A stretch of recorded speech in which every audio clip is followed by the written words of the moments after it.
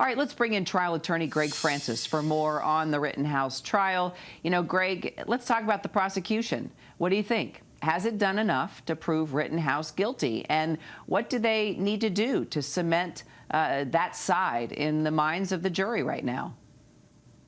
Sure. Anytime there's a criminal prosecution, the prosecution has an uphill battle. They are attempting to build a case. They are attempting to satisfy the elements, each of the elements of the crime. And here, in this case, we know there are 3 separate shootings, so the elements for each one are a little different. They have done I believe, certainly they've done enough to get to the jury. Otherwise, the judge would have already ruled on that. But they have a much tougher battle than the defense. It's easier to tear something down than build it up. So in this case, they have their hands full, but they have at least prepared a case that the jury is going to be allowed to consider. So let's talk about that. You mentioned the defense. What do you think it will concentrate on, focus on in closing arguments?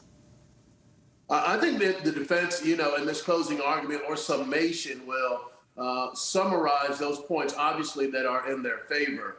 I think they will play some on the youth of Kyle Rittenhouse in this case, and how, as a youth, how he could be afraid or scared or whatnot, despite the fact that he showed up to this scene with tactical weapons and body armor and whatnot. So they will focus upon that. They will focus upon his testimony because that was an opportunity for them to allow the jury to connect with this defendant.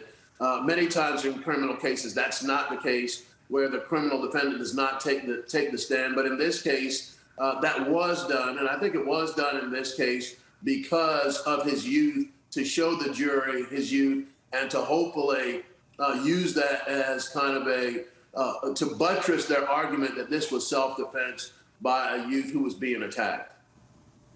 Trial attorney Greg Francis, appreciate your time this morning. Thank you so much. And as we mentioned, we will have full coverage of today's closing arguments when they begin at 10 a.m. Eastern Time. Hi, everyone. George Stephanopoulos here. Thanks for checking out the ABC News YouTube channel. If you'd like to get more videos, show highlights, and watch live event coverage, click on the right over here to subscribe to our channel. And don't forget to download the ABC News app for breaking news alerts. Thanks for watching.